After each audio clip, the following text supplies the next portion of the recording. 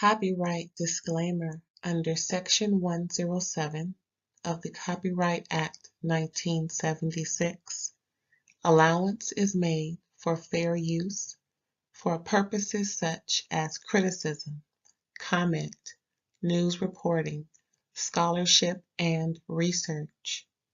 Fair use is a use permitted by copyright statute that might otherwise be infringing. Nonprofit, educational, or personal use tips the balance in favor of fair use.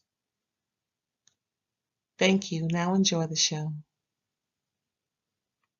Hey y'all, what it do? Happy Friday. What's up, aunties and aunts? Thanks for tuning in to another episode of RAERAEs Review where me and my homegirl Erin are going to let y'all know about the What's Going Down episode of The Real Housewives of Orange County, season 19, episode 11. Everybody, please help me welcome Erin to the stage. What's up, girl? Hello, everybody. Happy Friday. You'll have to excuse us both. We are coming back to life. Stay healthy, everybody out there. Okay, but don't we sound better? Yes. We do. Yep. We'll do our best. As you cough. No, but hope everybody's staying healthy out there. It is gnarly. I think, cold and flu season is upon us. Okay. I was just saying, like I've been saying all week, if you hear pause or mute, that's just me coughing, maybe blowing my nose, or just, getting myself together. But since we have our co-host, let's hope that she's not doing the same. Let's dead air. Yeah, let's just hope it's not simultaneous. Let's hope that our illnesses trade off. Okay, but girl, look, my voice changing like I'm going through puberty. I'm gonna say, about 10 days ago, I shouldn't even been on the air, child, the way I was sounding. I was sounding like Barry White, all deep in the voice. I mean, I just barely got to today to be able to talk, and because up until even yesterday there was really no voice, and so we are here by the desire to share this experience with all of you. Yes, we are here for y'all. We love talking. You should see our text thread, child. We love to talk. We will chit chat. We love this stuff. It's just so thought-provoking, especially when you got bona fide liars, bona fide superiority complex folks. People just, people just look at me. People just bona fide on these shows, ain't they? That is one of my favorite words. And spell check when you text never wants you to use it. And I'm like, this is a real word. Get out of here. Girl, I was spell checked on it when I was writing it too. Yeah, no, that's some ish. It's a legit word. Get with it. Autocorrect. Okay. So listen, I'm going to take a step away real quick. My homegirl Erin is going to talk to y'all. I'll be right back. Well, I will say that I'm so bummed that I was ill and was not able to join for Salt Lake City. Hopefully, if I am extended the kind invitation for next week, I will be joining you. If you haven't already, please like, comment, subscribe, and share. Please share. Support amateur artists. Get some of your friends to come on over. Subscribe. Hit the like button. Ray all day she won't tell you this, but I will, just does so many things. Superwoman. I won't get into her business, but the fact that she brings you all these videos on pop culture on top of everything else that she does, make sure you support. And what did you? Okay. Sorry, go ahead. Keep going. Nope. I was about to be like, and what did y'all think of this last episode? What did you think? Okay, you're asking me, Hmm. girl. It's a lot of bona fide castmates on this show, but I did love how Heather gave us a little something, something from her past that could have been helpful for Tamara had she got out of her own way. She just thinks that she's justified and validated in her behavior when she acts that way. It's she's. Mm, I'm glad that Heather said that, and it sparked a conversation at the table, and it put things into perspective, even for Emily, because she's the one that's also bona fide who thinks she know everything. Yeah, she's second in command to Girl, Captain Tamra head up her ass. I mean, I think if I, girl. but I'm sorry, YouTube, don't get mad at me. It's the first 10 minutes. Listen, I think that that's kind of like always been Tamra's problem, but like really Tamra's problem this season is that Mhm. although she's going to therapy, she really does have her head firmly between both cheeks and she doesn't have much booty in there, but I mean, Girl. I know she works out, so those muscles are clenched tight because Heather's vulnerability was really like I liked this episode for Heather. Um, Team Heather, I wanted to be your friend this episode, and not just because of your beautiful little party setup.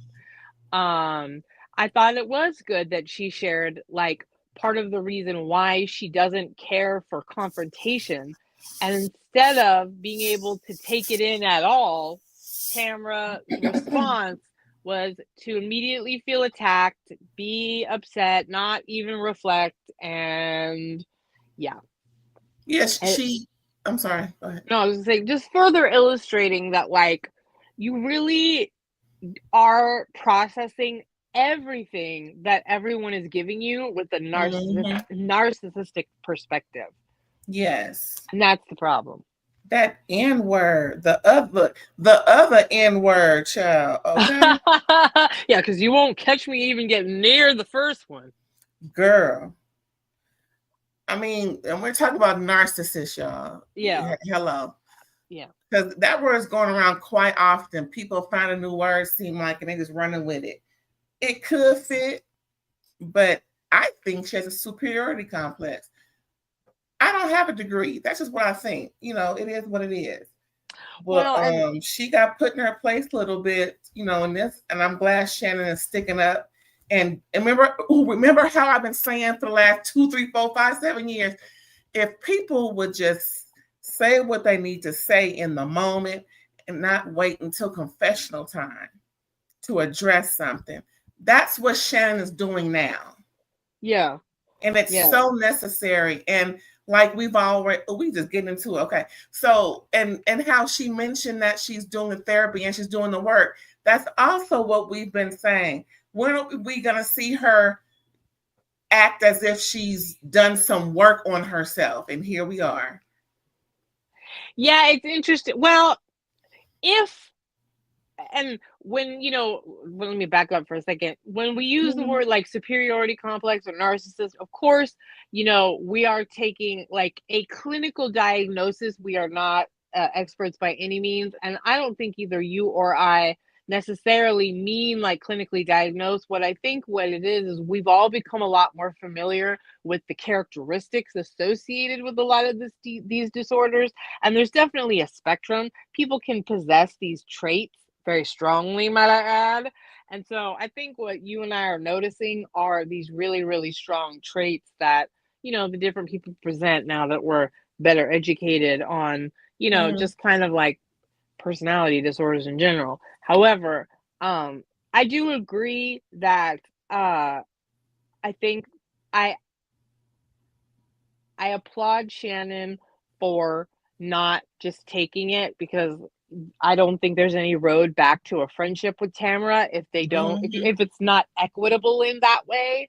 Yeah. But Tamara is still a freaking brick wall. Like you have to like be nice to her or she's done. It's like she doesn't want to earn anything with anybody right now. And she really doesn't feel like she has to with Shannon, which shows to us and to Shannon, she still, like, I guess it goes to your thing, she feels morally superior, or like I was a good friend to you. You're lucky I want to still have a relationship.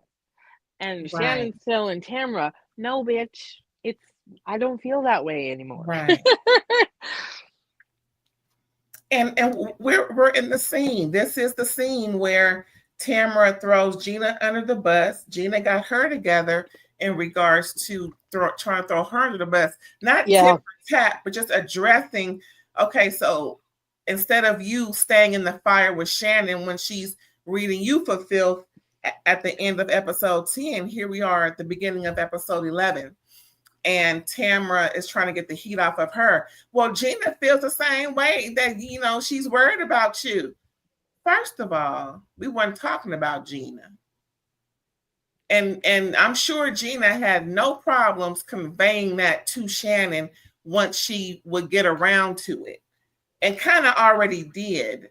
But Gina turned it around and said, well, you can't just tear her down into tiny pieces of confetti and then invite her for drinks when you need a pick me up. Or instance, for I think Tamara said it's our love language. What? You can't have it both ways, Tamara. Nope. Nope. It's just so inappropriate for her to say it and also think it's okay to use alcohol that you say is a problem for Shannon to also, at the same token, in the same breath, in the same sentence, say it's our love language, so it's okay to do. What? Yeah, Where they do that at? that was psycho. I applaud Gina for absolutely bringing up, yo, don't deflect the situation because I was coming for you because of your behavior.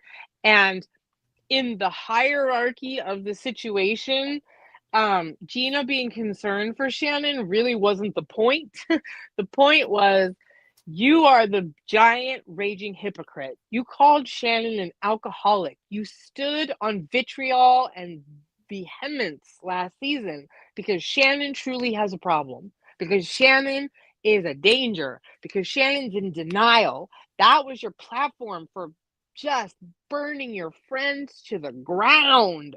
And yet, here you are. Here you are taking her off to try and earn her friendship with the thing that you say is poison to her. If she truly is an alcoholic, if that's what you truly believe, you're like handing, you know, you're like handing a match to a person covered in gasoline. Like, what Girl, are you doing? And yet, not when it suits you, you're perfectly happy to when go it suits her. sneak. Thank Yeah, you. and it's gross. It's gross. It makes you a POS human being because it makes what you said about your genuine concern and this anger you have that she won't admit she has a problem, but now you're going to enable it. This is on top of you telling her you won't drink in front of her anymore, and you're all at a winery. And Tamara says she doesn't drink this season. I don't know what planet I'm living on. Once again, don't say you don't drink if you drink. Maybe one drink once a year. If you have a sip on New Year's, you can say that. But this is drinking. And then this is after a Xanax alcohol snafu. I just can't even. It's the sheer hypocrisy of the way Tamra treats Shannon's drinking is revolting to me because it makes the whole thing irrelevant, really, because you treat her like she's a piece of crap, but you're not standing on business for why you're justifying what you're doing, which is not justifiable anyway, but like the way you are hopping back over because you want to make nice with her, get Girl, out of here. Get out of here. I wish I did have a degree because I know what to call her right about now.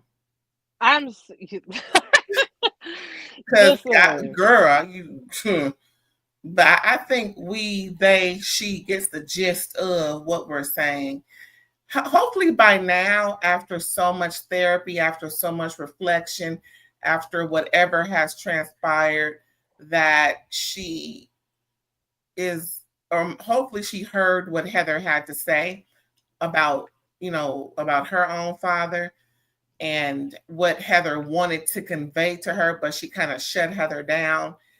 Um, Hopefully it's something, maybe it's chipped away enough for her to be likable again. I don't know. Based on her interview, she's on a campaign. Her outside interview, she's on a campaign to justify why she did all that she did and blah blah blah.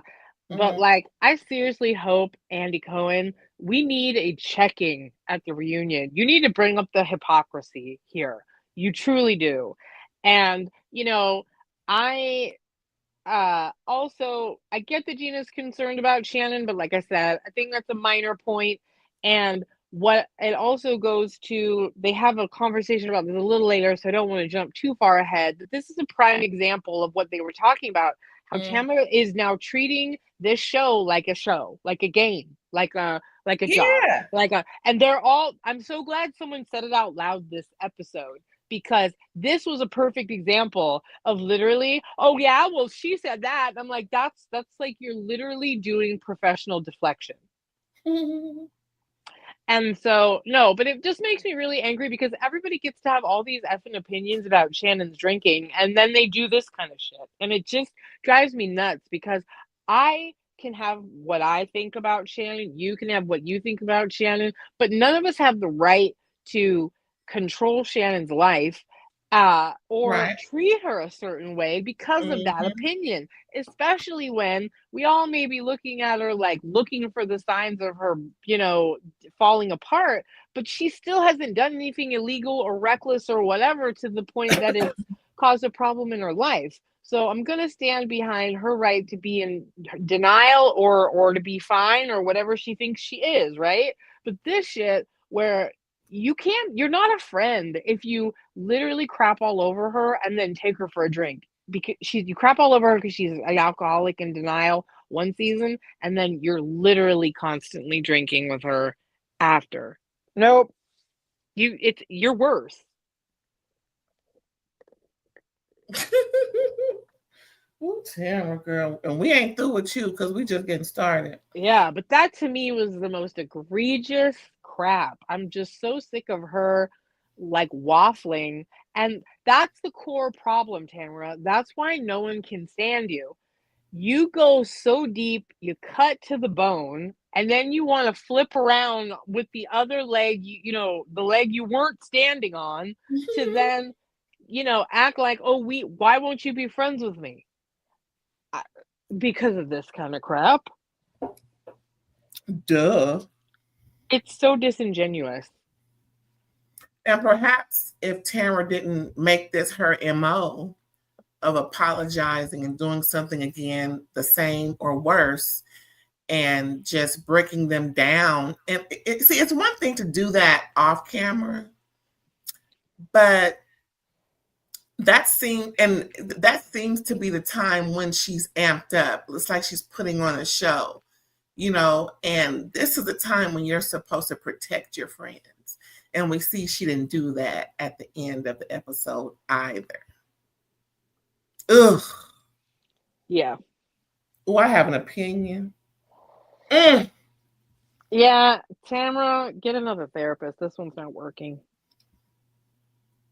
And you know how they flash the scenes back and forth because we know that the girls split up. Tamara, Jen, Gina, and Shannon are in Temecula, and the other ladies, minus Katie Von Teese, Heather, Gretchen, and Emily, are at Heather's house. But at this point, they're having dinner. They're still at one of my favorite restaurants in the 90210 called Crustacean. Mm, mm, mm. Girl, I just swallow hard, my mouth water just that quick. Uh, Woo! When she said they didn't want to take that food home, I was because they had places to go. I'm like, that's a weight. Give it to me. I would take it anyway. I would go to the Abbey and say, put this in your fridge. Girl. But you saw the spread in the morning. That would have been breakfast. Damn that Yeah. spread. Well, Anyway. I would have been eating the leftover. Yes, I would have been instead of pizza, I would have been having the leftover crustacean. And that too. Okay, Tamra, y'all hungry? You just left the food on the table. Girl, see. Yeah. And I'm sure it was beautiful food. Ooh. Now, this part is what we were getting at earlier when she spoke about being scared of Tamra. It's not, she said she was, what, 2 years ago, a year ago? But not now. She was trying to tell Tamra about her outbursts and how it made her think about her own father's outbursts and how uncomfortable it made Heather and those around her, but and also to be oblivious or not care about how you're affecting those loved ones around you is why Heather acts the way she does. And unfortunately, she couldn't give that to Tamara because Tamara wasn't hearing her. Yeah, she was very dismissive. Tamara immediately took offense, well, I don't have outbursts with my family, around. It's like that's not the point. You actually have outbursts though. As they flash to her throwing wine in Gina Keogh's face and the way she screams and yells. Right. And I called it Napoleon complex at one point. Yeah, she really kind of does. Isn't there some clip of her screaming her head off at somebody in Ireland from back in the day? I mean, because they talked about her daughter. Yeah, she's nuts. Probably. Yeah. Every season, except for the season that she got rededicated to the Lord. What happened with that? I bet you she screamed in that season too. Yeah. So, yeah, I mean, I think that it makes sense. I'm glad that Heather finally revealed something like this, although I guess it kind of goes back to why Shannon overreacted at Tamra, some foreshadowing. Excuse me. That sharing your parents' business on TV or criticizing them or exposing something about them is kind of weird because you want to be careful with that. Obviously, I think everybody has their own, it's everybody's right to disclose, but whatever. There's usually you have some kind of love for a parent, as imperfect as they are, and sharing those kinds of things are vulnerable moments. And Mm-hmm. you don't always necessarily want to do that while they're living. So I'm glad that Heather shared it with us, though, because it really does explain a lot about the way that she kind of has confrontation or avoids it, even on this I'm shaking show. my head. Yes, exactly. Yeah, and I'm like, oh yeah, okay. And I really wish that Tamara could hear it a little bit in the sense of, you know, just understand that like it's Heather's just explaining that like your expression style kind of shuts her down. Doesn't mean you have to change who you are, although you should because nobody likes it. And it is, your own trauma and emotional dysregulation to be like that. But she's just trying to give you some insight that the reason that I said yes about being scared of you on the lie detector is that when you get emotionally volatile, it brings up my childhood shit that I'm allowed to have too. And just like you're doing therapy to deal with your stuff, I may have my own stuff. It doesn't mean you can't be who you are and you're not, whatever. She's just trying to share with you that your emotional trauma expression styles are a little incompatible.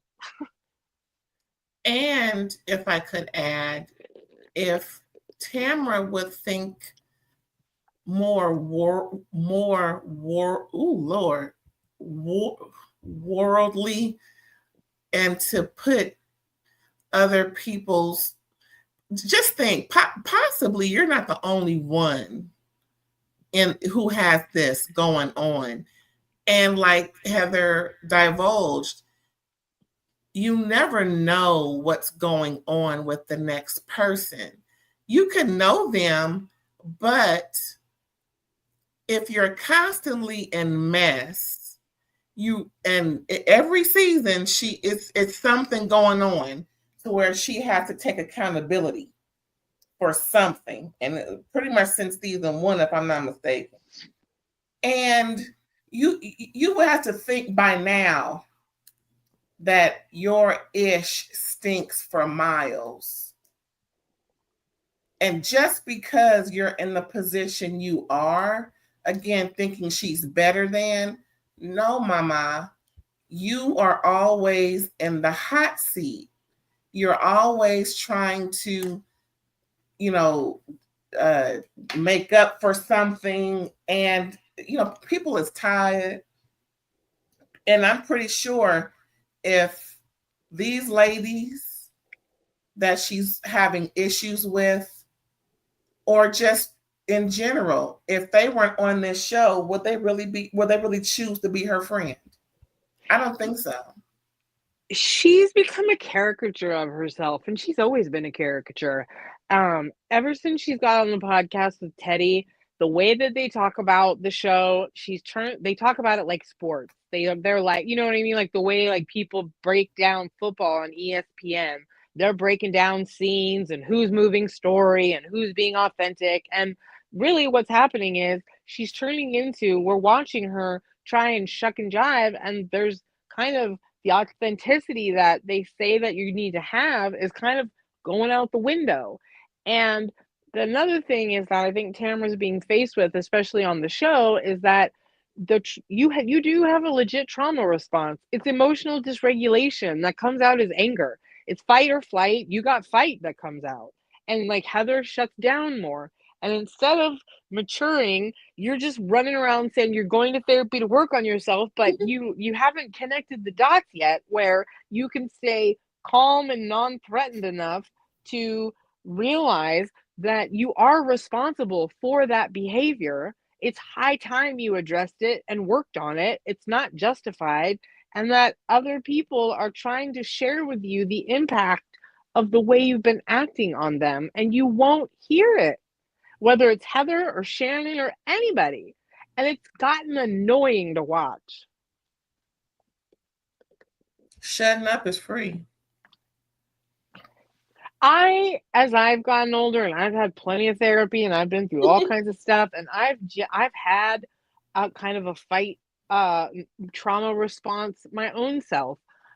When I look at and I am no better than anybody, but what I have learned is when there's a situation with a friend that I genuinely care about, whether I want to or not, I always ask myself, how am I the a-hole in this situation? How am I contributing to it? Because if we're two genuine friends, there's two people. Friendship isn't about right or wrong or who did what unjustifiably. Now, sometimes you're just totally at fault, right? But usually, two people that have two sides that see it certain ways, if you really thought about it from another perspective, you can concede where you contributed to the problem. And you got to start doing that, Tamra. Not only have you got to start doing that, but you have to start changing, because that's why everybody's sick of you, because they're sick of you going, yeah, I'm sorry, but they know it's going to happen again as soon as a conflict comes up. Exactly. And Emily's kind of similar.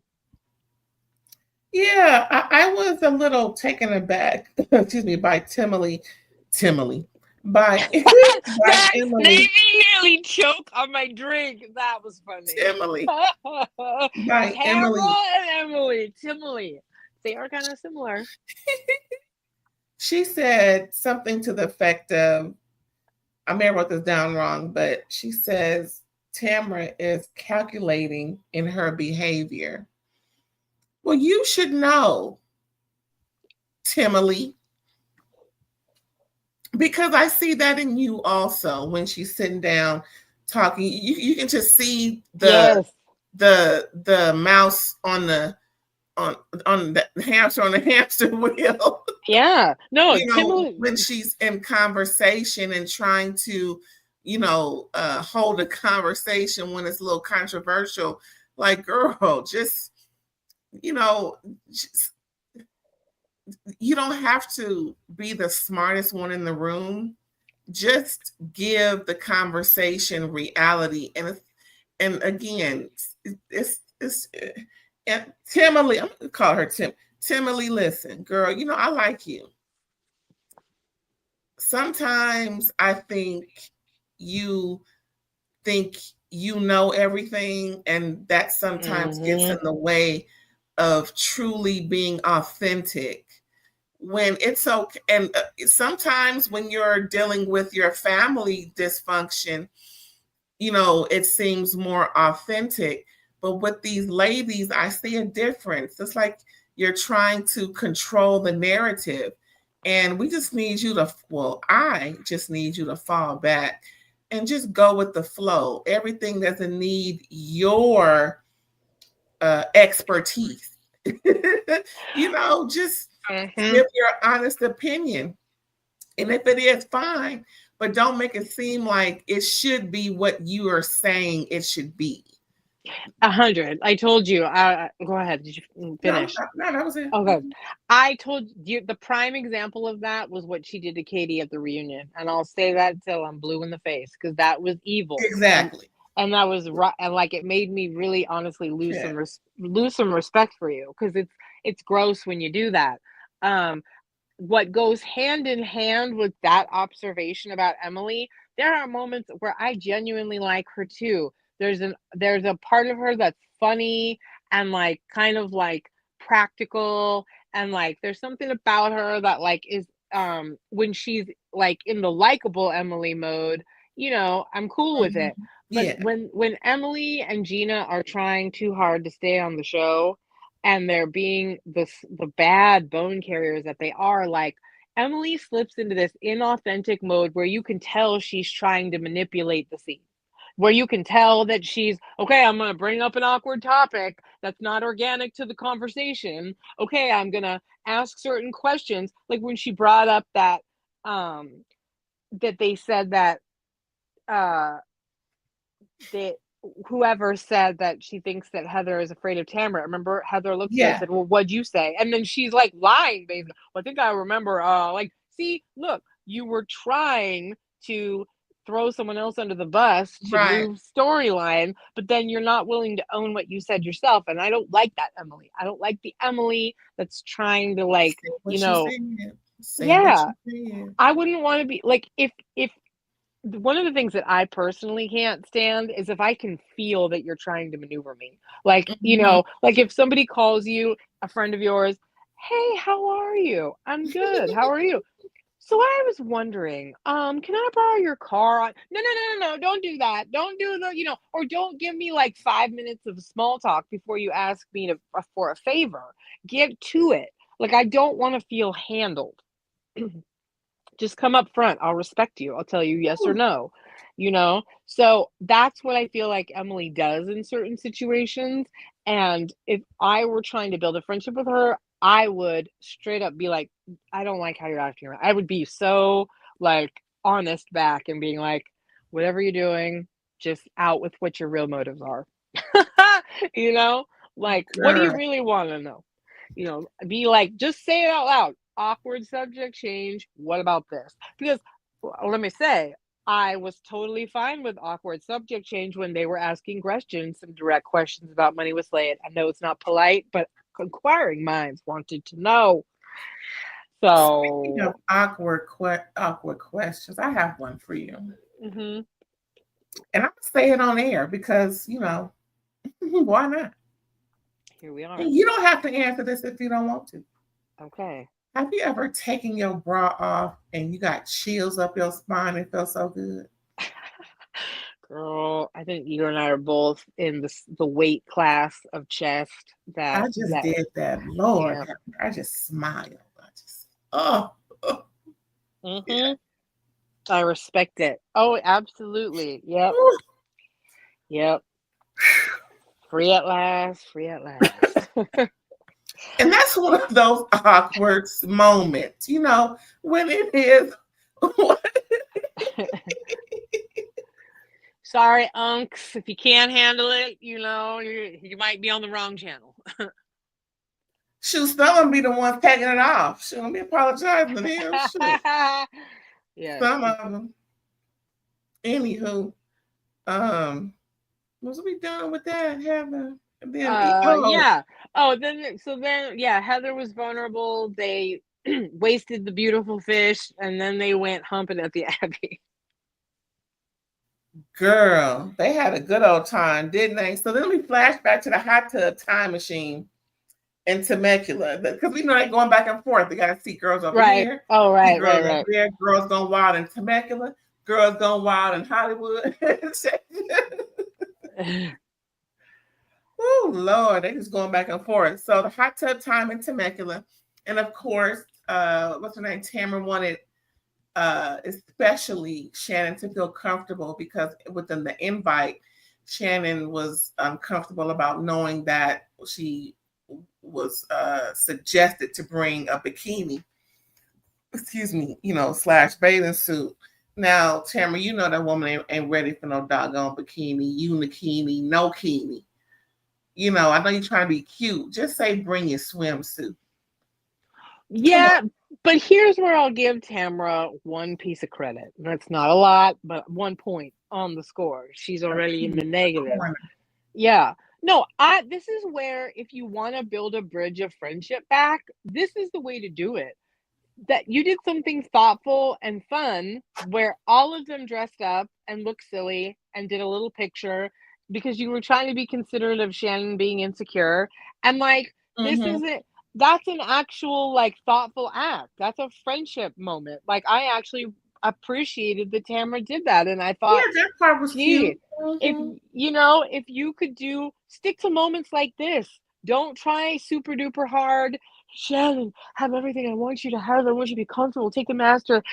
Come sneak off with me. La, la, la. No, just have little moments where you're like, we're all here to be comfortable. I know you said that, and I made it.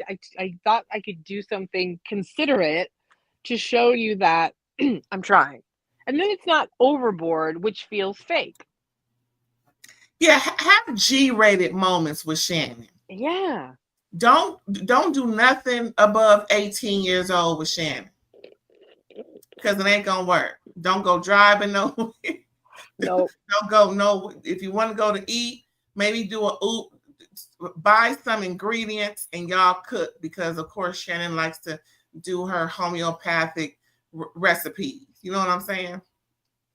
And I'm Yeah. here for it. I love a good vegan whatever, or I don't do raw, but I'll eat a raw item, but I don't eat a whole raw meal. I'll do a vegan meal. So I do that regularly sometimes, but do something G-rated with Shannon, because I don't think she can handle, because it may be considered something else coming from you. Yeah, it's just too much when you overload and you're fawning over her. It's fake as hell, because especially you turn on a dime and I'm a good friend to you. You throw in her face, it just makes it weird. What Yeah. do little moments where where you just ensure that everyone has a good time on the trip, and that little gesture, because we all know Shannon also loves a ridiculous costume, that was perfect. That should have been your one or maybe two olive branch, and leave it at that. Keep Right. those kinds of moments up, but don't Right. it's you can't do 10 nice things in one trip to fix 10 years of toxic friendship. Or just that last year. Shit. You got Right. Right. girl, we got a good a ways away before just trying to fix last year. Yeah, and that's another thing. I get that Shannon has her own stuff. I mean, we've heard Shannon yelling at everybody. She's not nice to the staff. I think Shannon's got, obviously, but literally the way that you treated her last year in a low place, Girl. you exactly what you said. And you can't do a bunch of overly nice things and then just be like, you need to be over being upset with me now. It's just, it doesn't work like this. And if y'all don't know what Tamra, if you didn't watch the episode, what Tamra did was, you know how they have T-shirts with the outline of a woman in a bikini, where it's kind of just, like a pretty much an outline with a bikini over the outline to emphasize it's a woman on the shirt, and then the back. That's what everybody had on, and also headgear as if they were doing synchronized swimming. Yeah. I think You know, that's what she did in college or something, or I forgot the reference for the I think she used to watch those movies. okay. Or no, she said her grandma used to wear them. Her grandma. There you go. Shannon said that. Yeah. No, I mean, and it's one of those like cartoon hourglass amazing bikini bodies that, everybody Mhm. wears like, here's my figure, on a t-shirt. So it was fun. It was cute. Shannon likes a campy costume. We know this. She's the first one to put on a crazy little outfit for an event. So it worked. This is an occasion where it worked. And I will give Tamara credit for this. That's about it. Now I'm shocked Gina was the only one smoking. Because y'all, Gina brought THC to the party. She says she is a California drinker. Is that how it's what it's called? California drinker? No, California sober. Thank you. California sober, which means you indulge in THC only. You don't drink, you don't do nothing else, no other substance but THC. Uh I don't know that there's a I was range. shocked. I was Yeah. shocked. I mean, I kind California, of knew, she indulged, but that girl, they just willy nilly just on camera. well, it's legal. I think it's high time we had more weed in these storylines. Let those heifers smoke instead of drink. Like, you never saw two potheads get in a bar fight, although I think that's why they don't let them do it so much. But you know, let them all get giggly and silly. And like, if you don't care if they're hammered on TV, why do you care if they're in a legal state or partaking? You know, I absolutely. And it's part of California culture, Southern California, all of that. And Tamra also has a CBD company that is now dealing with, or has been for the past couple of years, THC products too. So I think that I'm glad that Bravo's finally progressing by showing that there are alternatives to drinking, and that there are housewives that do so, you know? And also, I think Gina's kind of trying to show the way of that you can have substance abuse problems and abstain from the substance that you cannot control your consumption of, and do other things and still have a good time. Correctamundo. And furthermore, might I add, the most, how can I say this without sounding rude? The most stuck up housewife that is a current housewife, in my opinion, is Sutton Strack. And she blazed one up about going on 3 seasons ago on air Mhm. at the dinner table when Kyle hosted a THC infused dinner where different housewives came because they're all smoozing and schnoozing with each other. We saw Bailey, Cheekbones Bailey over there. It was a good night for the most part. So, you know, and even Heather does it. They indulged at their party. What was that? At the beginning of this season? Mhm. Her birthday. There you go. It was a whole buffet of THC available, and Terry was lit. Dr. Dubrow. Hello, Okay? Listen. So, hello. Must we say again, Dr. Dubrow? yeah, I mean, and like I said, one could have a very long debate about the positive, like which substance is healthier for you. Of course, I get it. There are downsides to both and all of that, but like, you know, alcohol is really basically a poison, which is, marijuana is not, it's a plant. So I think we just need to evolve. I'm glad to see, I'm not even, we need to, I'm glad to see Yes, we do. Bravo is evolving and reflecting what's already happening. I mean, California is been it's been legal for many years. It is absolutely a part of our culture, and we need to get over it. And girl, must we add, if you, well, I ain't even going to go there. I agree with all of the THC that has been discussed between you and I. I was just shocked to see Gina doing it in this manner. And one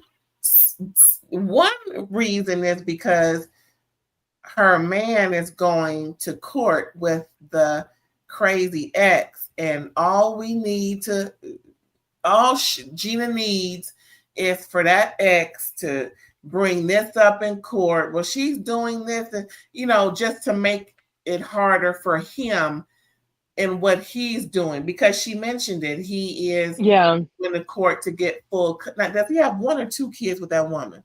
three.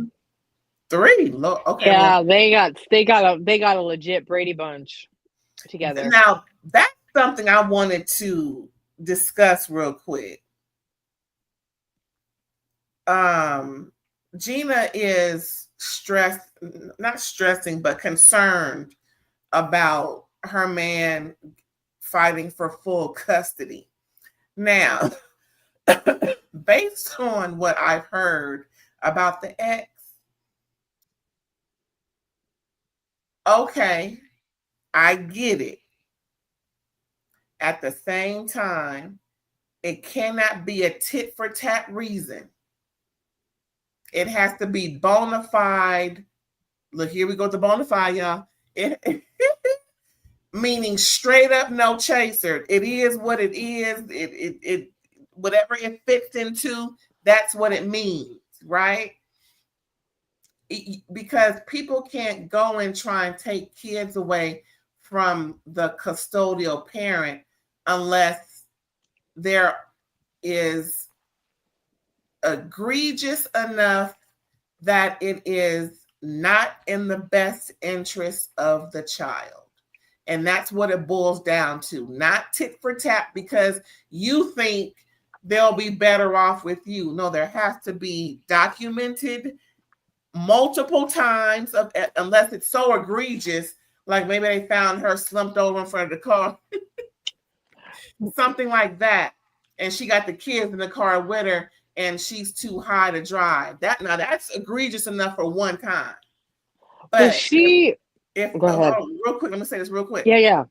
If because I've been involved in these matters, and knowing, more so knowing, that's what I mean by being, knowing Mm-hmm. about this stuff, because he doesn't want to look like he's a jilted ex in the eye of the court.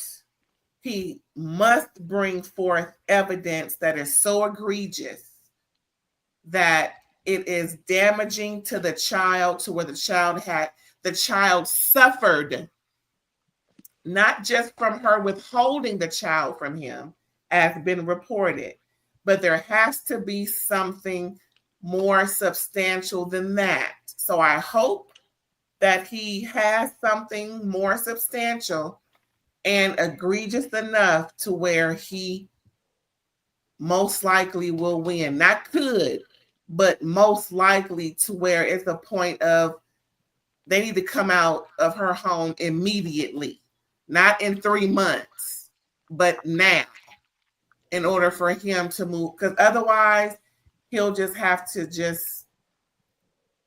do something else. Because again, the courts don't want to see folks, family law court in this state don't want to see folks playing with family court. That's my point. Go ahead.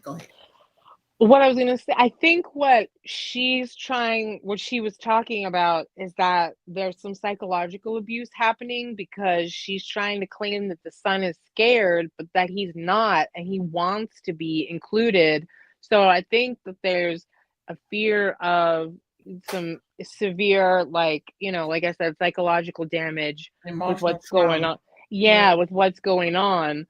I think also withholding him from going to school for 3 weeks, there's all kinds of, I don't know. It's a really rough, That sounds like yeah, mm-hmm. it's a really rough situation. Um, you and I both know that, this is heartstring city.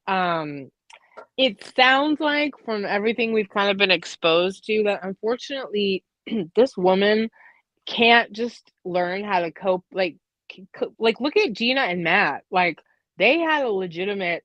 I personally think Matt had maybe a, COKE rage when he assaulted her in front of the kids in that instance and all of that. I think but look how far they've come, and they had a really, really rough breakup, at the end there. Girl, don't say that. What? I didn't know that was involved. But go ahead.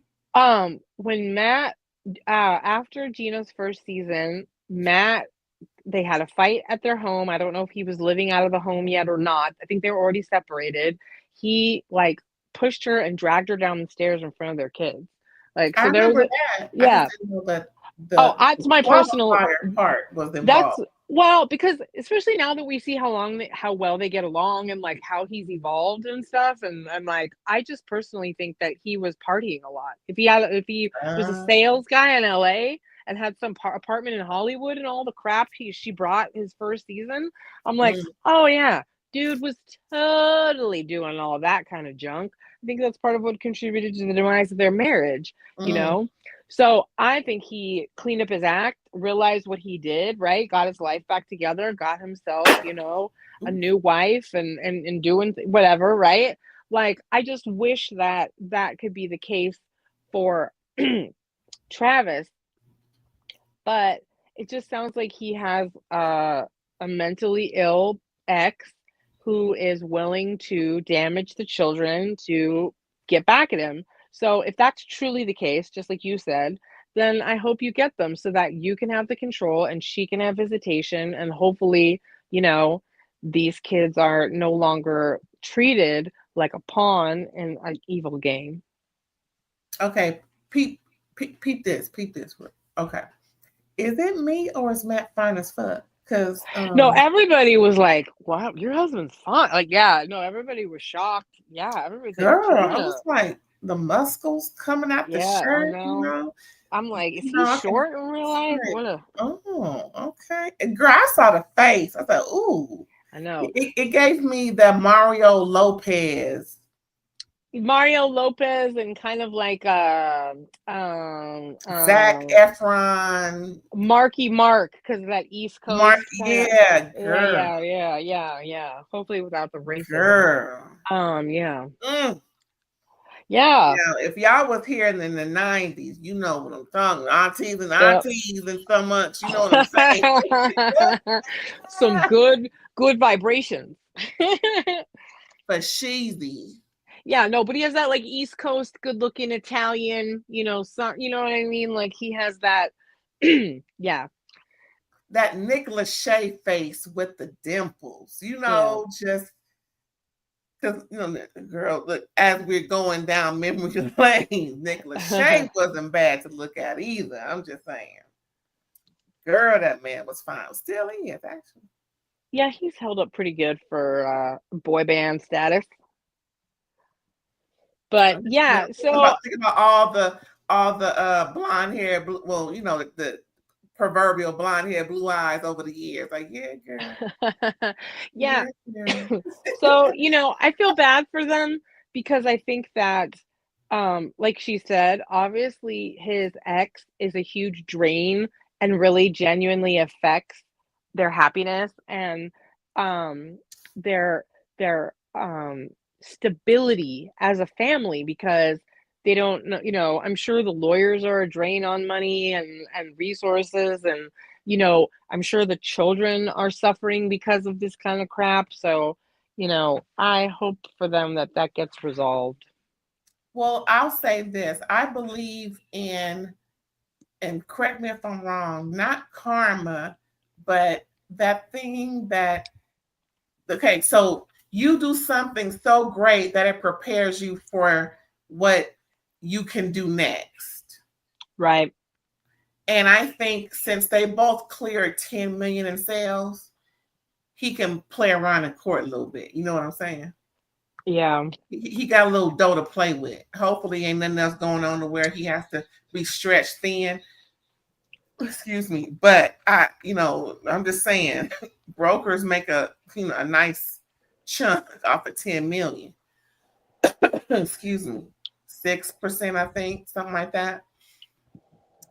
So I'll say this: I hope that he has the apropos ammunition to go into family court with these motions and claims, because otherwise they gonna look at him different, and if he's making more, then it'll just be an issue that she'll cause even greater. It can be all sorts of things that she could be doing in addition to hurt them financially, because crazy exes think all kind of ways to mess your to to mess your stuff up, so uh, Yeah.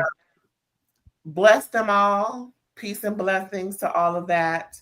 Because no one likes to be in family court, especially when you got young, impressionable kids.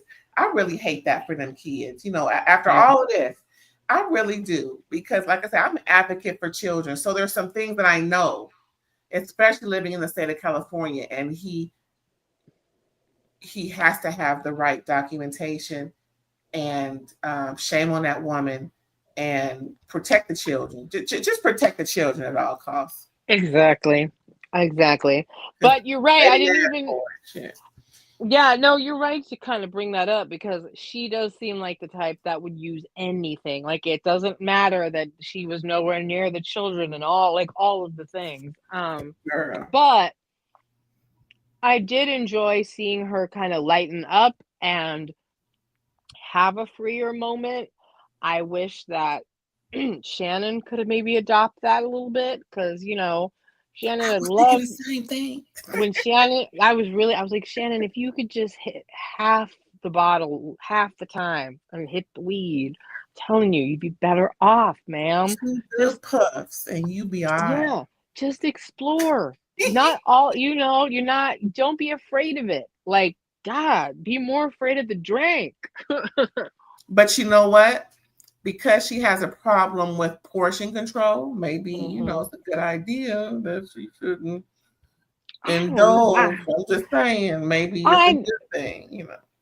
True, but you know what? I know there are people that have a problem with weed, but like I rarely come across people that have like that kind of problem, like to the level. Let's put it this way. I just don't see Shannon ever abusing marijuana like she abused alcohol.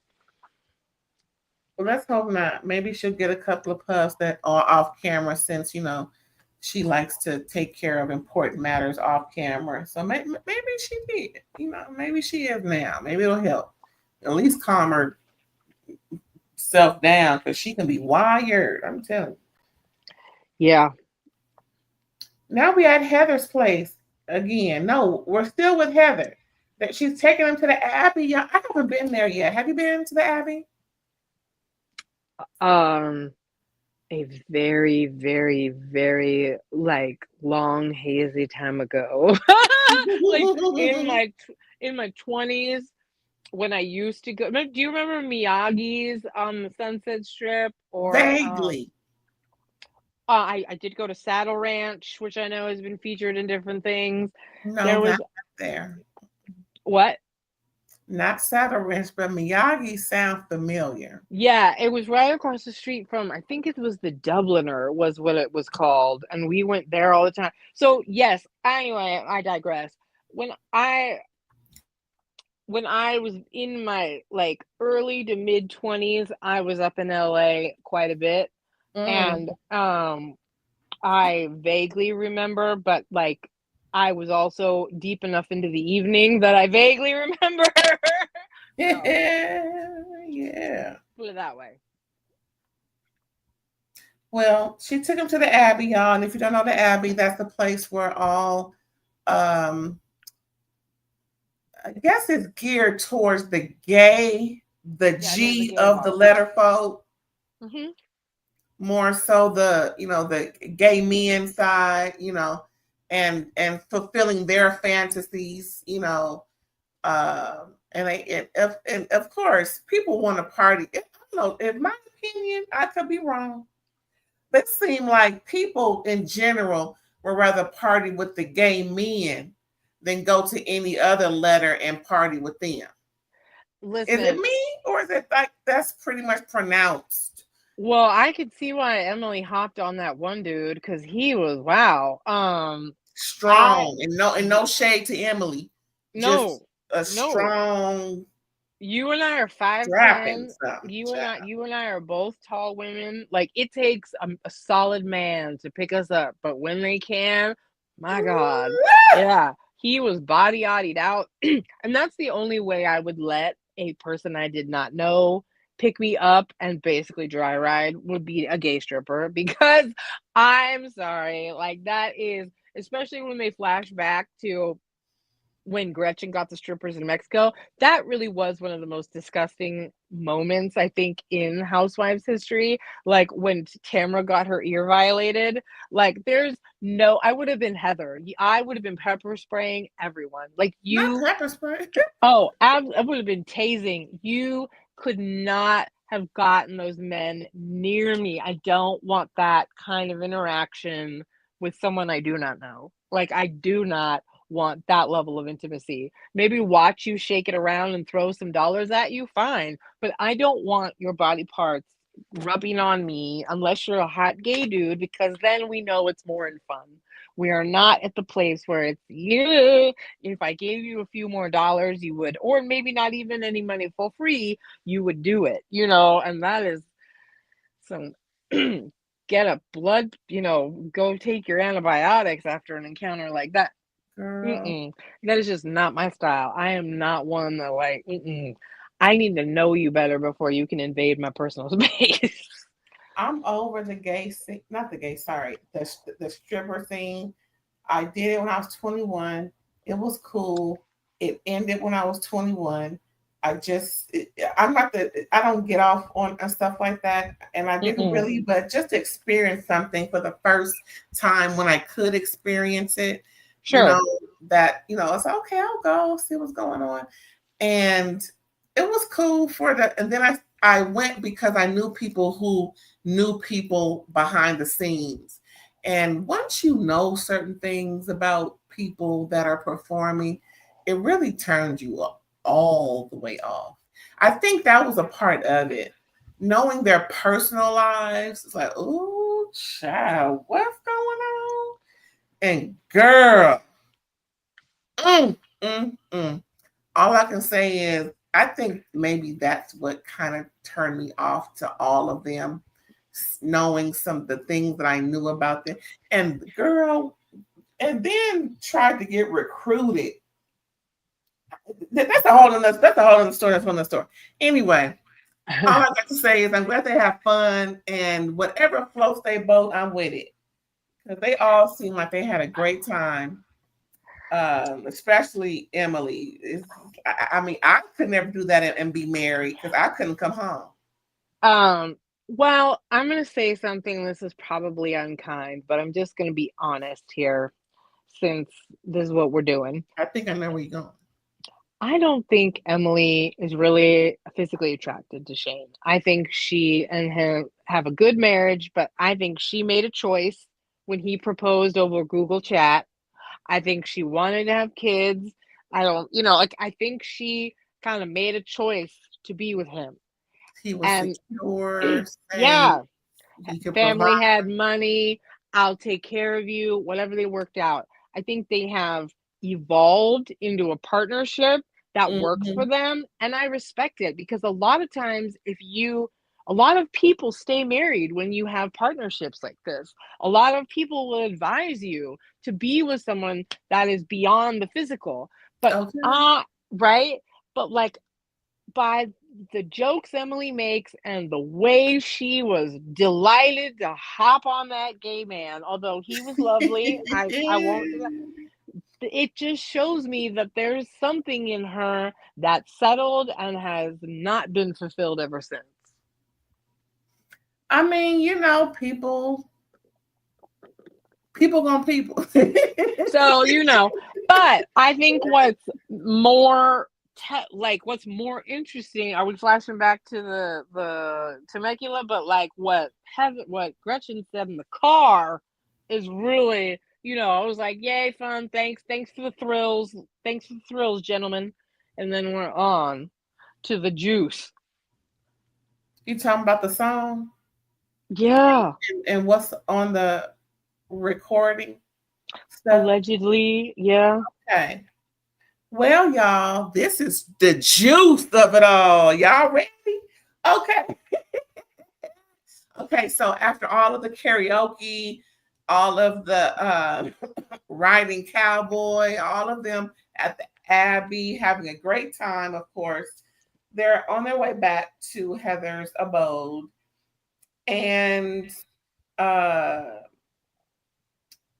they talk about karaoke, how Gretchen said, "Oh, I wonder if they're going to play my song."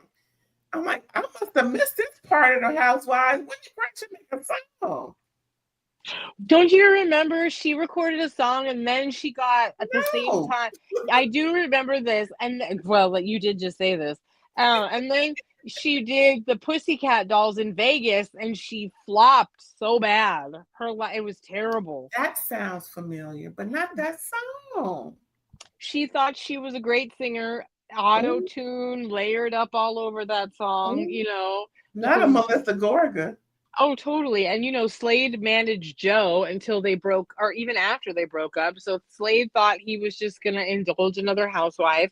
Joe actually had a somewhat successful singing career. She went on tour and opened for folks. So, Okay, go ahead. yeah.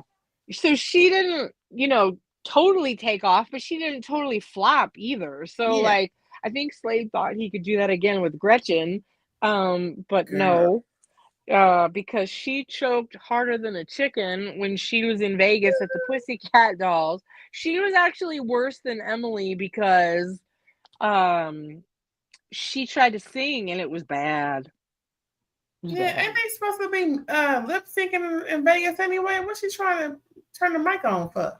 I think because she had just recorded that song and wanted to be a singer. Listen, if I ain't on stage with the mic on, you shouldn't be. Now you my girl Yeah, now, Gretchen. You my girl, but you can't hold no note nor tune. no, she looked amazing, but like I'm sure she did. another thing too, like you need it to sing live and dance like the Pussycat Dolls. That is not easy. Yeah, you got to work out, and she said Yeah, she don't. yeah. So, She just not eat and do whatever that is. yeah. So that's hilarious that she even brought up the song. I wouldn't bring up my singing career based on what was on the show, but it sure did bring up something. Okay. I mean, so then they're, gossiping and everything. Heather in the middle in the back seat. And of course, Emily gets the shit started. Look, Tom about. Talking about I hear there's a recording of Tamra's song and whatnot. And I'm like, wait a minute. And Gretchen was like, uh, yeah, there's a recording when she was trying to sing herself and can't. That's when she was fucking so and so. And apparently Emily said because she's a millennial, she knows who that singer is. Gen X. Oh, Gen X. Sorry. How old is it? How old is Emily, girl? I guess she's I am born in 79, so I am the very last Gen X. So that means she's got to be at least my age, 46, 47. Girl. No, I'm thinking millennial was after. Oh my God. Yeah, Oh, I know. So I'm like, I she got it actually, confused. I I'm like, thought she was millennial when I said millennial, but no, she said Gen X because you corrected me. yeah. Okay, Well, I'm back. yeah. I'm back. Uh, I ain't sweat reason no more. the reason I clarified is because I was trying to be like trying to lip read or some crap. You know what I mean? I'm like trying Right, to right, like right, right. I'm literally trying to deduce in my mind like who on earth would help Tamra? Who's in Orange County? Who like like all this crap. I'm just trying to Yeah, like who would? And then Yep. apparently, what's her name? Heather was like, no, Emily was like, that's when she was married, or who said that part? That's when she was married, and Gretchen was just eating her grapes, like, Well, and like, let me just say, I need to point out, please. Gretchen brought it up first and said, "Yeah, Tamara tried to sing and she was terrible." There you go. So the reason I say that is that like I think Slade put a whole situation on it that was not good, Be right but back. Keep okay, talking. I think Gretchen drunkenly mentioned the singing. And she wishes she didn't because it was a whole problem, right? But she did bring it up, and um, so she does have to take accountability for that. I do think it's funny that she talked about how bad of a singer Tamra was, but then took it to a whole new level by saying that she cheated when she was hooking up with whoever. So, you know, I just thought that wanted to make that part clear because the Slade part made it real even slimier, but we can't deny that uh, Gretchen brought this to the table. I think it's interesting because it was obvious she was very tipsy. I feel like her true feelings about Tamara kind of fell out, and because she can't Slade, I think straight up hates Tamara, Me and too. and I can't blame him because what she said about him being a deadbeat's unforgivable. However, but you are though. You did not pay. You didn't. You were, and like I don't know what job you have now. So you're still kind of a slime ball, Slade. I'm sorry. Like you can hate Tamara all you want, but you have to hate her from the moral low ground on which you stand. Just saying. Okay? Just saying. Yeah, like I have a hard time with him because he um when he they did a flashback one time of the stand-up he tried to do. He's such an arrogant POS. Like the jokes he made, calling Vicky Miss Piggy, calling somebody I else. remember that. That was such in poor taste. Yeah, he's just not you're Slade Slimy. Like you're the notorious housewife dater. Like let's not forget who you are. And So if I could add this yeah. real quick, there's always a time when, and it is what it is. There are roles in this universe that some of us must abide by, and it's never a good look for a man to retaliate on a woman when she's done something to him. It just don't look good. I don't care who, what, where, or what your name is. It's just never a good look, and it's always expected for the man who is being ridiculed. Take the higher road. Say something like, "Listen, I don't agree, but I'm not going to get in the middle of something with her." And just Well, move the fuck on. yeah, because this whole scene devolved. I mean, like making the claim Girl, that Tamra slept with the guy was kind of trashy, and it was like, especially because like, were you there? And then when they called Slade, though, then it turned into Um, I've heard the recording of her trying to sing, and then it turned into them boning, and it's recorded. Now you're not Slade Slimy, you're Slade Sleazy. Like, why are you doing this? Like, I get it. You hate Why Tamra. do you need to know? Girl, what is It's not a good look. It's not a good look. it's not You went to the hospital, you didn't, and Tamra's recorded like cheating on whoever, Simon or Eddie, with bleep from Gen X.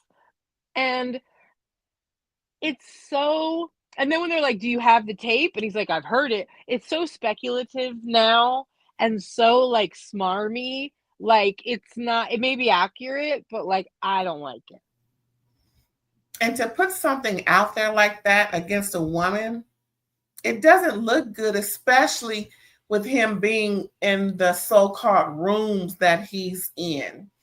His wife has the potential to make millions off of a show that is about women, and you're talking about her castmate like this. So we have another Jim Bellino slash John Jansen on our hands, right? No one liked them, Slade. Think about it. And Yeah. the dude that fake cancer, Oh, they're gonna think of Slade in that room with them.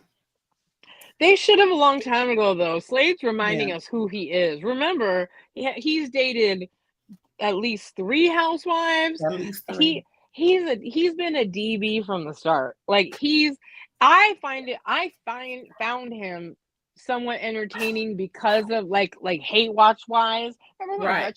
Gretchen Gretchen proposed to him? I mean, they were the ultimate cheeseball couple. You know what I mean? Like I wasn't mad at Gretchen dating him after Joe. None of that. Whatever. I feel like they both are kind of fake and hokey and deserve each other in that way. But when Slade reminds me of his arrogance, of how involved he was as a producer in the beginning and like all this stuff, and I'm like, well, where's your job since? Because you don't seem to have had one. And so then for you to bring up this ugly rumor, I get that you're really butthurt that she called you a deadbeat. It's a really, really low blow, but it's also not without some merit.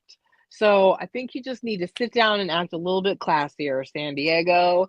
Like, come on now. Like, this just looked bad. And Gretchen knew it too. And that's why she begged them not to say anything the next day because she knew she blew it. She no longer Right. has the position of being the victim in Tamara's crap with There this you one. go. There you go. They should have played the victim like Kenya should have played the victim instead of Mm-hmm. trying to come as the instead of trying to play offense, just play defense. Yep. Tit for tat, like fire with fire kind of Yeah. thing. And Mm-mm. and we all know Kim did fumble the bad. We all know Kenya knows how to make it. We all know that Kenya fumbled the bag. She should have played victim to the hilt instead of trying to be someone trying to play get back. That was her time to be the victim of all victims, and she would have stayed on that show anyway. And like you say, I must keep saying that till I'm blue in the face because that's what I know for a fact. And that's the position that Gretchen and Slade should have played coming back in. Of course, address the issues, but still play victim because Tamara has been the aggressor on this show damn near every season. And that's the part that that's what they're messing up. Like I Yeah. said, Gretchen has the potential to make all that money back to what Slade so-called lost because of Tamara's mouth, but they're messing it up her first season back. And look, it's irrefutable. You were arrested for not paying child support. And Grayson's mother, when he passed away, R.I.P. Sir, Rest in peace, yeah. she didn't lie about how devastating you were to deal with. I believe her. I do. Right? I just don't believe and maybe she exaggerated slightly, but that doesn't I don't believe so, but even if she did, that still makes you a father who failed his sixth son, okay? And so what you're talking about with Tamra, though, I don't see a shred of evidence. And now it looks like you're lying about this whole hospital drug, all this putting extra sauce on Right. things. all of this. You're ruining Gretchen's reentry. Like you said, you're ruining it, because if Gretchen just stayed naked, wasted, I'm the victim, and didn't talk about any of this salacious crap and kept her story straight, we would all feel bad about the naked, wasted stuff and forget about all of the Slade sleazy. And there will be more onus on Tamra's shoulders going through the shit she doing to Jen, the shit she doing to Shannon, the shit she's done and still harboring on Gretchen, and the possible ish that she's doing to Heather as to why Heather is triggered. See, you see how they F that up? Well, and that's kind of the problem with them on the season. But yeah. See, that's why folks need to know us.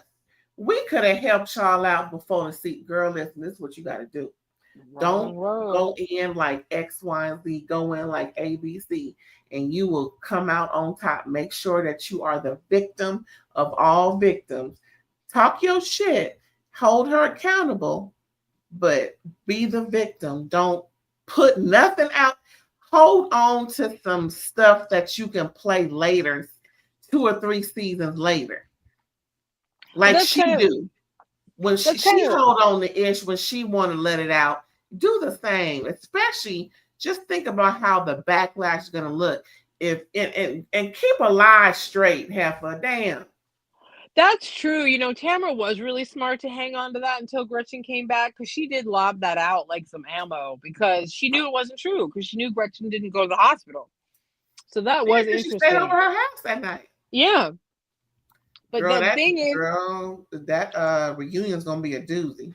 Yeah, Slade's arrogance and like lack of accurate self-perception is really what happened, though. So we could have told him till he was blue in the face to play it a certain way, but Slade's blown up sense of self, they think that the two of them are likable enough that we'll tolerate lies and like salacious rumors, because Tamra's so bad that like this kind of sauce is going to sit well with us, and it doesn't. But that's the problem with him. He tries to do, you know what I mean? We just haven't seen him in a while. So he just reminded me, I'm like, okay, Slade Slimy's back. He loved getting in that confessional. Let me tell you, if Bravo is listening, watching, listening, anybody over there, just know when you bring back Married to Medicine LA, I'm going to be a cast member. I've already decided. Because I'm going to be done with what I'm doing, and I will be free and open. And please believe me, girl, anyway, this ain't about me. This is about these heifers in Orange County. Now, what else is going on? So then the whole lie in this situation. Now, another lie, Gretchen, I gotta call you out, girl. I gotta call you. First, it was you had the song accessible to you. Then it was the song was sent to Slade. Now Slade got on the line and said that he heard the song, but it wasn't the song. It was what was supposed to be the song. Instead, it was Tamra doing the do, according to Slade, on the recording when it should have been a song. Which one is it? Correct me if I'm. Is that you heard the story too? It's funny that you say that, because I didn't even think about it like that. Gretchen claimed she heard her singing. It was terrible. Then, right. And like she claimed Slade had it or has it or had it at some point. Then Slade claimed to never have it, but claims you hear Tamra singing badly and then you hear shenanigans.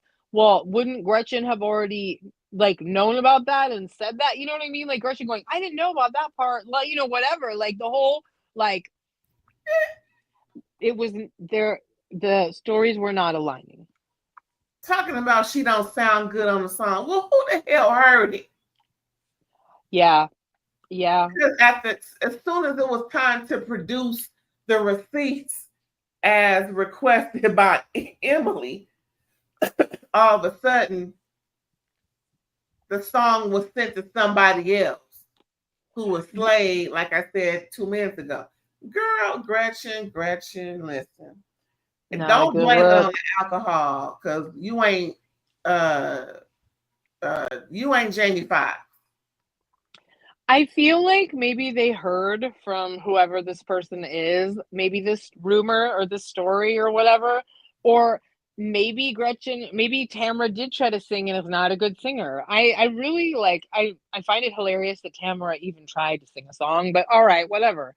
Um it's just the Girl. way that neither one of them tried to present this stuff was not a cute look. It was not good, guys. Fumble. Yeah, fumble. Another goddamn fumble. What else happened? And then I wrote, Emily says Slade enjoys dissing Tamara. Yeah, he do. He has, because he got some payback. You think? Some James Brown payback. Mm-hmm. Mm-hmm. Now this part was a little unnerving. They wake up. It's the next day. They doing brunch in the morning, because I guess it's after 11:15. The time. Brunch is breakfast and lunch, so 11 to 1. That's brunch. So anywho, so the part that I was in agreement with Gretchen about was, you can just see Emily salivating, wanting to know who was paying what over at Gretchen's address. If Slade ain't had a job since a job had Slade, what is he? How is he paying? What is he paying? And then once Gretchen caught on, her whole demeanor changed. She looked like her daughter. No shade, I'm just saying she looked like her little daughter, because her whole face change is like, I feel uncomfortable with these questions now. Yeah, you're uncomfortable because you're gonna have to admit that you're paying for everything. Yeah. Well, I mean, they were rude. It's rude. It's rude to ask Hell yeah, it was somebody. rude. Yeah, it's rude. It's rude and inappropriate to ask. But I still wanted to know because you know what? She has not married him. And what job does he have? And I then when they were like, the house Ask is in her her Heather. name. Right, Heather. I wanted to know too. Inquiring minds want to know because I'm very curious. Gretchen. It looks like you got together with Slade, and Slade is what, your kept man? Are you cool? Like, and what do you do for work that you're able to support both of you? Like, and like you're totally cool with Slade. Slade, you owed that much in back child support. Like, was your debt so bad that like you just don't make money now and you keep it all under the radar? It's all in Gretchen's name. Like, what is going on? What in the Ponzi scheme withholding money for your debts? Like, what it does with, especially with how Christian and how kind of traditional Gretchen is, the only thing that this alludes to is that you are avoiding taking on his debt. And the fact that at 2025, he's still in a position where he ain't got no job and all of these assets and no rebound shows even more poorly after he was talking ish on Tamra, who called him a deadbeat. Well, I'll say this. There's nothing wrong with being kept, Mm-hmm. semicolon, however, comma. It's embarrassing for someone like Gretchen to say she's keeping a man, Yeah. because they're so traditional that it's supposed to be the other way around. And by how they filmed Heather's recording, one can deduce that because of his past discretions about owing money to whoever or whatever is the reason why his name ain't on nothing. But as a woman, it is true. We need to make sure we are protected. Just like Yandy didn't send that paperwork in to the courts talking about they married, because then she would owe. Yeah. And that's So, fine. and and I'm gonna tell you a little something about me. I promise I wouldn't, but this is apropos. I have to say this: if you got $5, get a prenup because you may have to give up 4.99 of that. Yeah. Get But a and prenup. If all you got is a vehicle, get a prenup because you would have to get a freaking bus pass. I'm just saying, we and I don't know what's going on in these times, but this is the year of where the man wants to be the bad bitch. I'm just saying yeah. because I'm seeing too many times, and I always refer back to my girl Mary. We always think about Mary when we think about how a woman has to give up her life earnings. And then journeys, it's just so many. I don't even want to bring up people's names because there's so many examples as to why allegedly Gretchen has her set up the way she has it. It just don't. And not only that, but like Slade, most people declare bankruptcy and then they rebuild. Not most people, but or rebuild. Like, where is your pot to piss in now? We are 20 years out of like 2008. Like, what debt is hanging over your head that is preventing you from marrying Gretchen? Y'all call each other husband and wife and you got a spiritual marriage. That means you want to be married. That means the only reason you aren't is because of debt. And that puts it back towards, I think, one of the few things that you can erase is child support. So, like, it's gross. And then why aren't you making money now? Like, what in the hell? Gretchen and Slade, this weird thing that they're doing about trying to act like there isn't this embarrassing reason.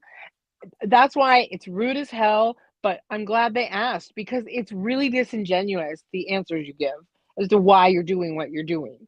And Slade, I have, I'm just as a personal thing, you love to fling a lot of mud from a real low position. If you were more of an upstanding person that was successfully employed and could be all the things that some of the other husbands on this show are, like Terry Dubrow sitting there with his avocado toast, Ooh, um, that sounds good right about then you can fling that. all the mud you want.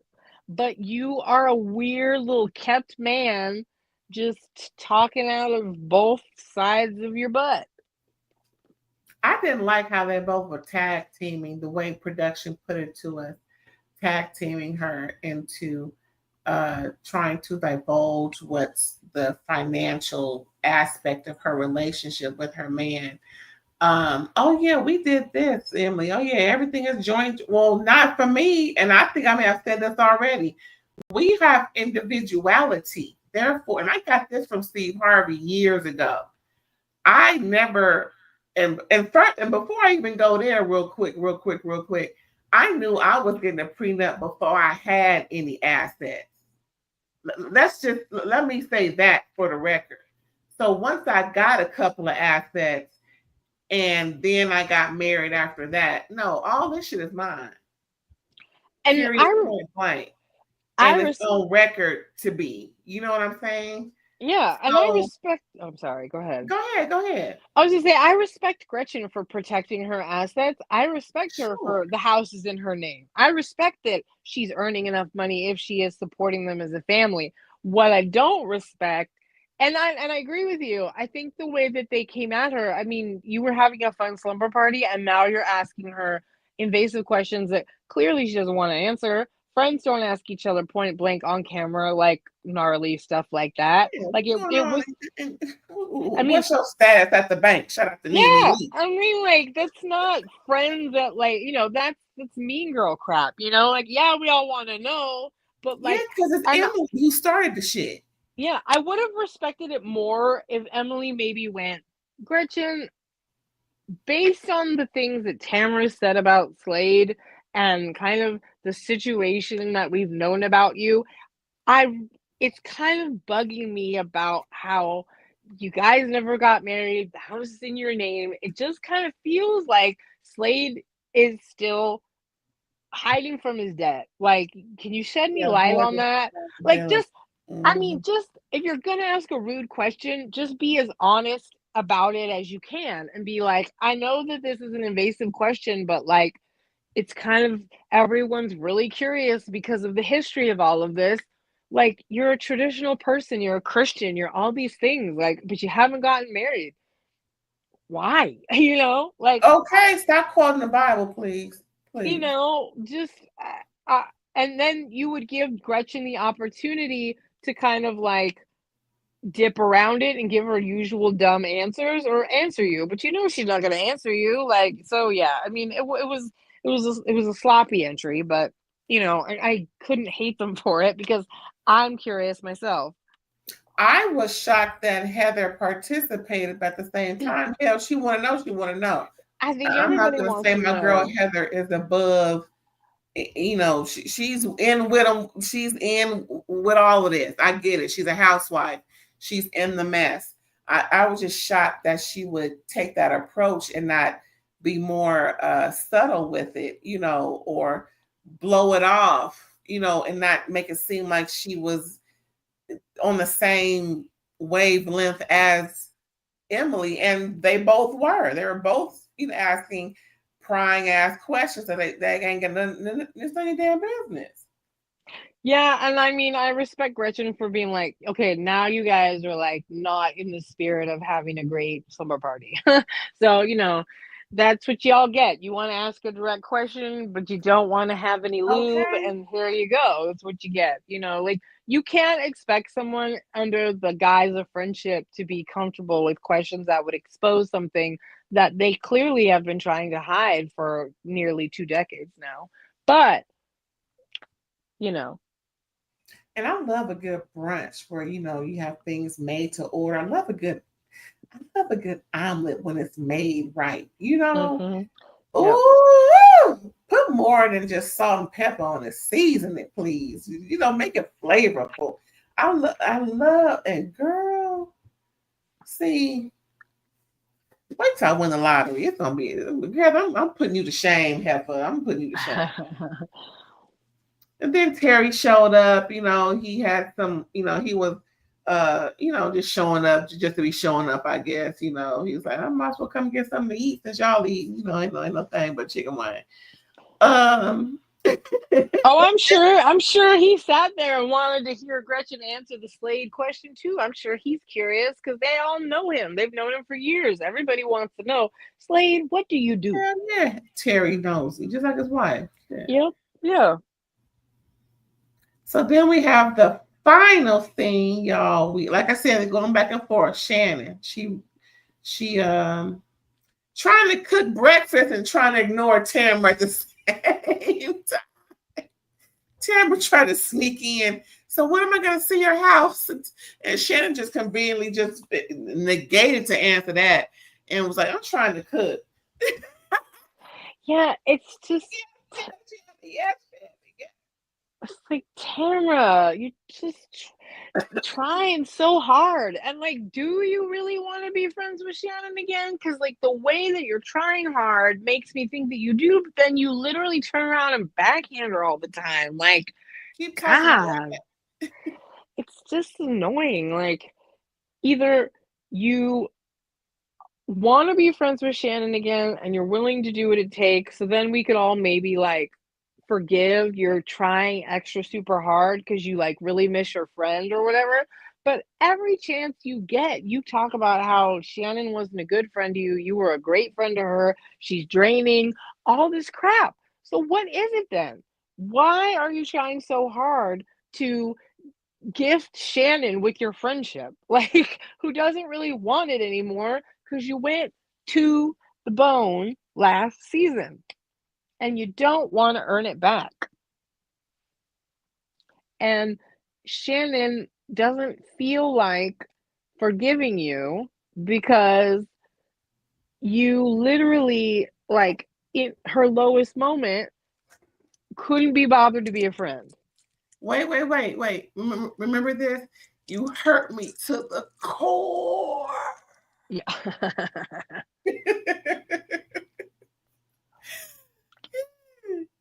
Girl. I think Tamra almost has this weird expectation of Shannon, like, come on, castmate, get over what I did to you and get back to your job of us being friends. Delusional. Yeah, yeah. Are you on Xanax, Heifer? Because what is you talking about? Like, and read the room, Tamra. Just because you're in the conversation doesn't mean you get to say certain things. When what's her name? Shannon is explaining. No, Shannon made all the food, right? So they're all sitting down. And this part is where it really ticked me off about Tamra. How she just threw Shannon's dad under the bus when Shannon is explaining her childhood traumas or triggers and how she's dealing with certain things, and then Tamra leaks intel because it was said in confidence, but Tamra thinks that it's a good idea to share. That's not your business to share, Yeah, especially if it was said in confidence. It's not your, and you don't have it like that in her life to divulge that on camera. That's where I was offended. I don't even know these heifers. it was really weird for me because, like, I appreciated Shannon opening up. First of all, God, she did not look anything like she did it when she was younger. That was crazy. Girl. I appreciated her explaining some of the stuff with her dad and her growing up situation because I appreciated Shannon explaining why she like catastrophizes and kind of freaks out about stuff the way that she does, right? I Mm-hmm. do understand that Tamra was trying to relate with her, and that she brought up the dad drinking to further solidify what Shannon was saying.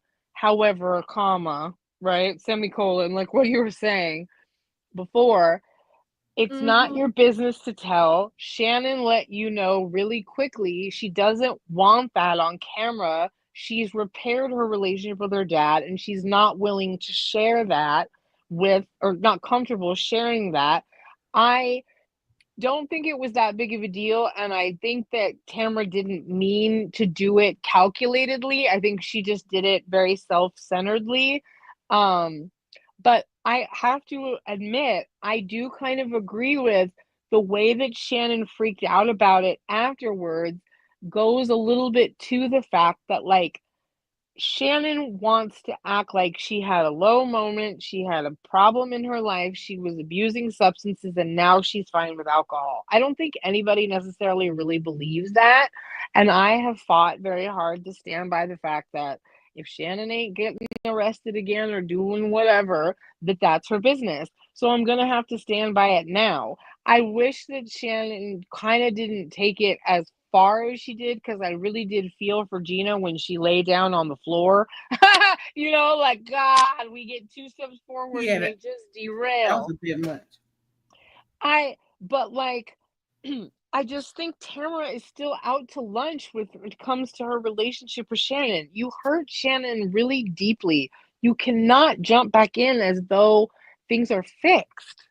And I think Shannon keeps trying to let you know over and over, we're not good. So stop trying to get in on shit like we are. And I think Tamara felt Mm-hmm. frustrated. I don't think Tamara said it to expose her dad or to like expose Shannon's drinking or whatever. But I do think Tamara was kind of a jerk when it was like, yeah, she doesn't want to address her drinking. I don't think she does, Tamara. I don't. I think even when people were saying they were concerned, she was getting annoyed. And I get that it's a weird area, but like I said, you have to respect the fact that that's how Shannon wants to act. And until there's another incident that proves beyond a reasonable doubt that Shannon does indeed not have control of her life anymore, you can just speculate. Especially if you're inviting her to go drink. You don't get to choose when you bring up alcoholism and then when it's Hello. fine. Like, get out of here. Like, it's that's the problem with it. You're just real, it's whatever you decide, and that's not cool because it's a really shame filled topic. Okay, I'm not sure if we disagreed yet this conversation, but this is where we disagree. There's always a point in these conversations, y'all, where we're not always on the same page. But as far as Tamara is concerned, I totally believe that she was trying to throw her dad under the bus. Immediately after she got upset, meaning Tamara got upset because she felt she was in the right to bring it up, even instead of accepting that she was in the wrong based off of who you're discussing. It's not your dad, Tamra. So he's not even in the scene. He's not a cast member. So there's a way to say things that people can speculate, but to pinpoint and outright out her father's indiscretions and make it seem like because of your father's issues, you have these issues too. Like Shannon said, the man is 1 foot on a banana peel. Well, Yeah, no, I don't disagree with you that it was not cool. Like, I don't disagree with you at all that it was her reaction to it. She should have just said she was sorry. She should have just said, "I'm sorry, Shannon." She shouldn't, like, to justify it at all was wrong. We don't disagree too far. We are like splitting hairs, I think, on most of this, because I think she should have just apologized to Shannon and been like, you know, um, I'm sorry, I shouldn't have brought that up. And just in the moment, outside. Yeah, and just shut up and just shut up. Stop trying to be part of the scene. Because Shannon having this vulnerable moment doesn't want you chiming in because you're not good. Because you're not good. So let Shannon have her vulnerable moment with Jen and Gina and just be a peanut gallery. In addition to that, how Tamara reacted in the house. Yes. Mic'd up, calling Shannon a bitch, making fun of her, have another drink, Shannon, comment she's making. No telling what else she was saying or whatever was on the cutting room floor from that scene. But if Tamara was truly genuine, yeah, which she wasn't, this is why she stormed off. Her MO was she's mad, she stormed off because you're trying to correct something she thinks she's right in. That is undeniable. So with that being said, I totally disagree with how Tamara felt in the moment. Of course, we don't want to deny people's feelings, but she's wrong to feel that way and thinking that her feelings trump outing her father's indiscretions that is not yours to disclose. Mm-hmm. That's for Shannon to do. There's a way to say things. Well, I can understand that, your father's, that of how you felt about your father, which may, lead to you, having some behaviors that you're not proud of. There's all sorts of ways to say things, and I just think that, like with me, I'm learning new ways to, how do you say, express myself. And this is a real quick tangent. This is why I'm so freaking mad at these housewives that's been on TV forever and a day when they don't get education. Because it's all about educating yourself to be a better person. If I didn't educate myself to be a better person, my current situation would be something that needed worked on. And that's why I really wish that these ladies who have the world, what's that? The oyster, what's that people say? The world is their oyster. The world is their oyster. And they're not taking advantage of it wholeheartedly. They're only filming so much per year. Take a class or two. Well, bitch is in therapy, but it's not helping. You know what it made me realize? Here's why it sucks. it's not at your discretion when Shannon is an alcoholic that inherited it from her alcoholic father, or when Shannon is okay to go and sneak off and get a drink with you. Like, you literally can't do both. You cannot Right. play both sides of the fence. It doesn't matter what you think. Then don't drink with her and don't be drunk around her like you said you would. Like, it's the hypocrisy at every moment. Isn't that You codependency like? it Codependent means that you are uncomfortable with somebody else that you're like enmeshed with having uncomfort like discomfort. So it's, Okay. like, you can't stand to see the other person unhappy, so you'll do Yeah. whatever to, this is this weird, like, I don't even know. It's like she just wants Shannon to be fine with her, whatever perspective she has on Shannon's drinking, and like whenever Tamra wants to weaponize it against her, Shannon's just supposed to be okay with it. Mm-hmm. And that's the part that's just really wrong, when you turn around and try to go sneak off and have a drink with her to make nice. It makes you look crazy. And speaking of crazy, Yeah. okay, so as we're ending all this whole scene, it wasn't just Shannon and Tamara going back. Jen, I gotta call you out. I gotta call you out. Now, Jen can boast her opinion about pretty much saying, agreeing with me, as she didn't believe that Tamara was not trying to throw her dad up under the bus. So she was trying to correlate her dad's past issues with Shannon's current issues. So Jen walks in the house, and this is where we heard all of the mean things that Tamara was saying, calling Shannon a B and talking about have some more to drink, stuff like that. So Jen came in and had a totally different attitude with Tamara. So outside, she was like, "No, I believe she said she meant what she said." But when she went to the house, she asked Tamara, "Did you really mean it? Did you think that it was okay to ask her, or pretty much were you insinuating that because of her father she's like this, and all this, that, and the third?" And I'm like, wait a minute.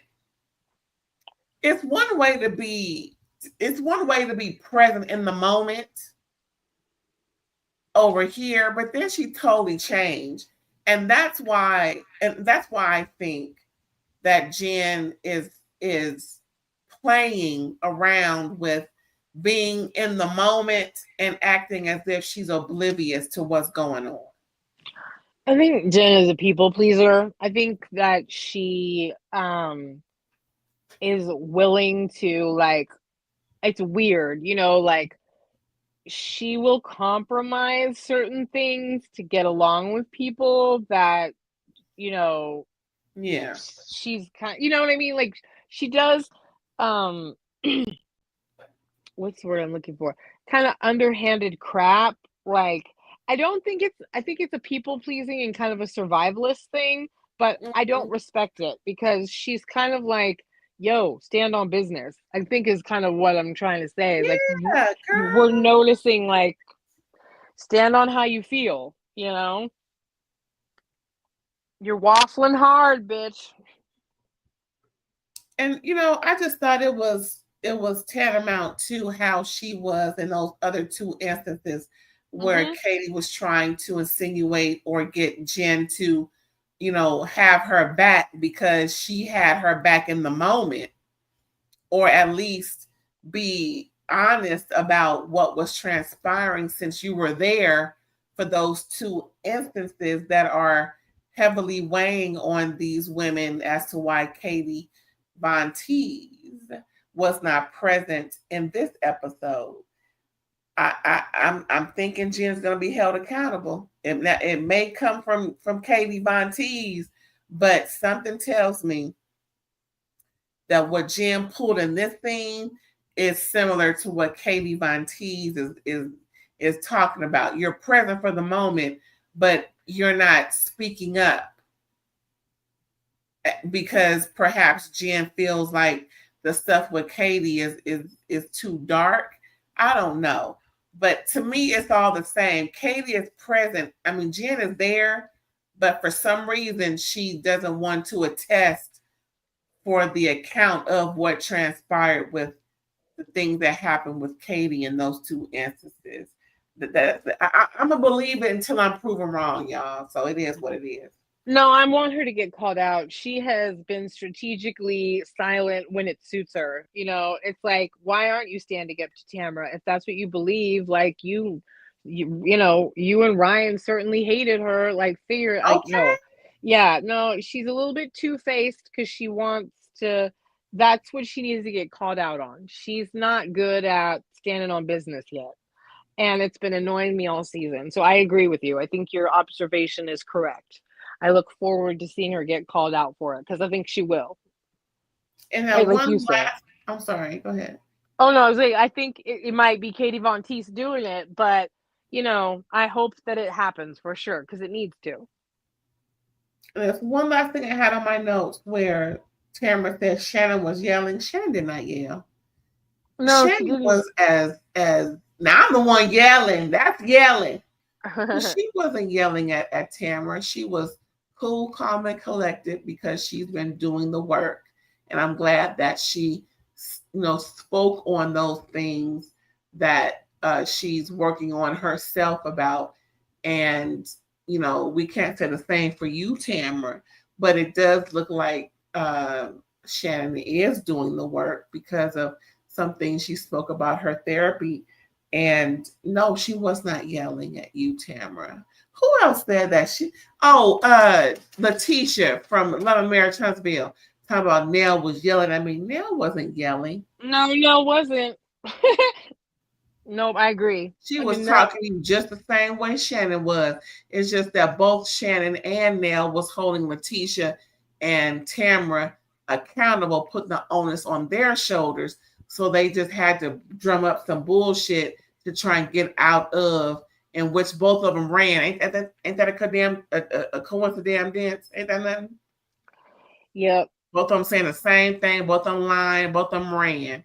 Girl, bye. Hmm. Shannon wasn't yelling. Stop No, she lying on wasn't. Shannon. I know. Like, Shannon overreacts all the time. This wasn't one of them. And that's another thing. Perhaps Tamara's trying to make Shannon look like something that she used to be because of what she used to do. Ooh, see how calculating that could be misconstrued as. I just think Girl.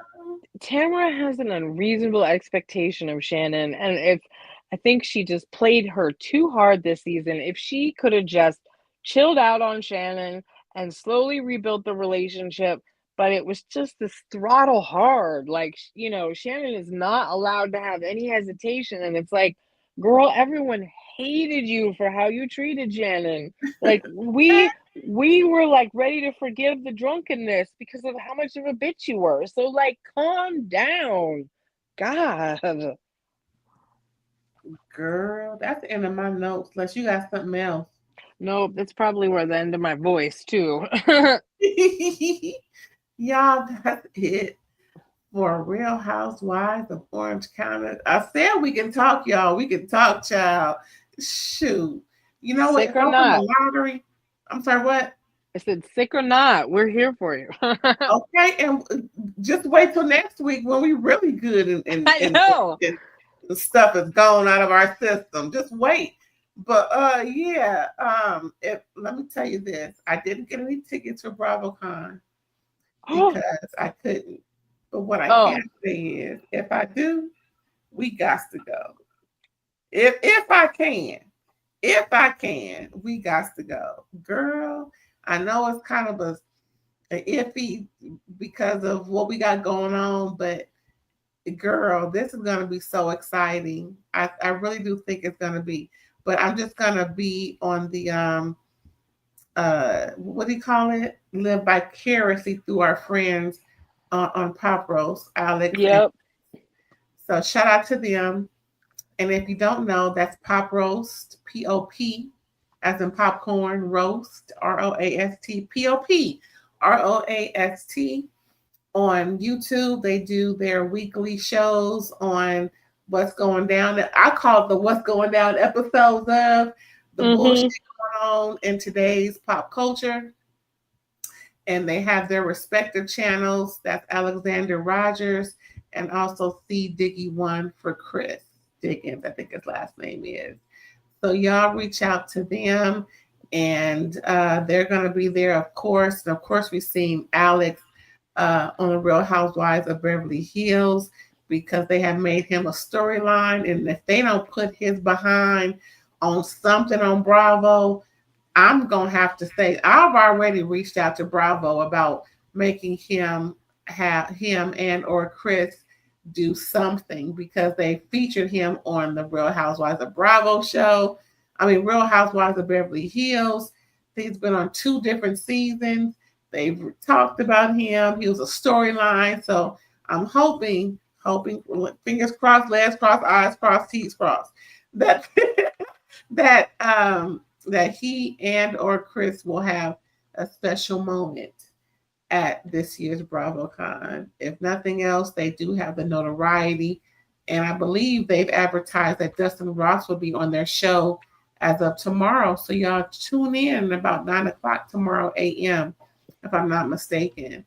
Um, do you have anything left for this episode? I didn't put everything into what I had to say in one swoop. Ain't that nothing? Nope, I'm good. I said that real quick in one breath, girl. How did I do all that? Um, y'all, thanks again for tuning in. But before we go, we're gonna find out where we can find Erin when she ain't talking ish with me. Where can we find you, Mama? You can find me on Instagram and Threads at psychic_ELB, or on Facebook, Psychic Aaron Boyd. Shoot me a DM, and if you'd like to get a reading. Yes, y'all, please do. And of course, the new year is coming up. A lot of us want to know what's going on for us in our futures. And I trust Erin. She gave me some great information earlier in the year. And I'm going to book something with her at the end of the year again, at the beginning of the year, I think, whichever is clever, to see what's going on. Don't forget to like, comment, subscribe, and share. And just know that more shows is coming through with us. We got Southern Sunset coming through. We got Southern Charm coming through, and whatever else we want to do. But just know that it's going down over here, y'all. Don't forget to like, comment, subscribe, and share. And we'll catch you next time. Bye.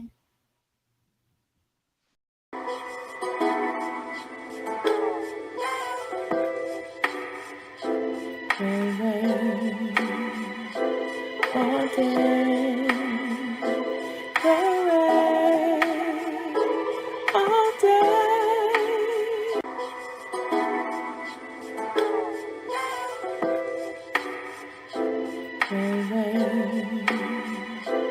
All day.